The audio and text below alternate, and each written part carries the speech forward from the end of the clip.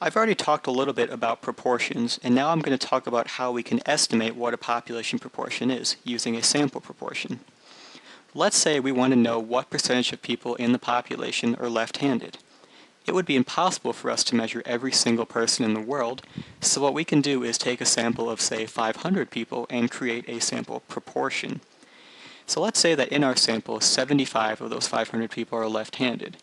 So we can use that to calculate the sample proportion, which is this. P hat, P with the little triangle over it, is the sample proportion. And we find that by taking x divided by n. X in this case is the 75 people we found, and n is the size of our sample, which is 500. So when I divide 75 by 500, I find a sample proportion of 0.15. What that's basically saying is that we expect 15% of the population to be left-handed.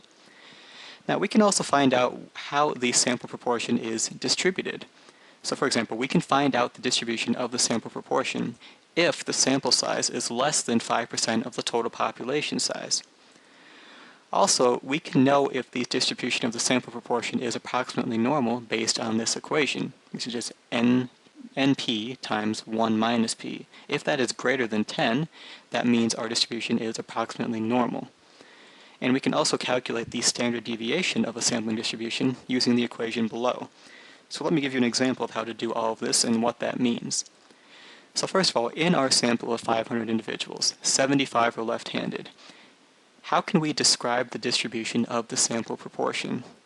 So first of all, we have to meet those criteria I talked about. Is the sample size less than 5% of the total population size? In this case, it definitely is. 500 is definitely less than 5% of the world's entire population of billions of people. So we can do this. And now, is the distribution approximately normal? Well, if I plug the numbers into that equation that we found before, where n is 500 and p is 0.15, we find out that 63.75 is greater than 10. This means that our distribution is approximately normal.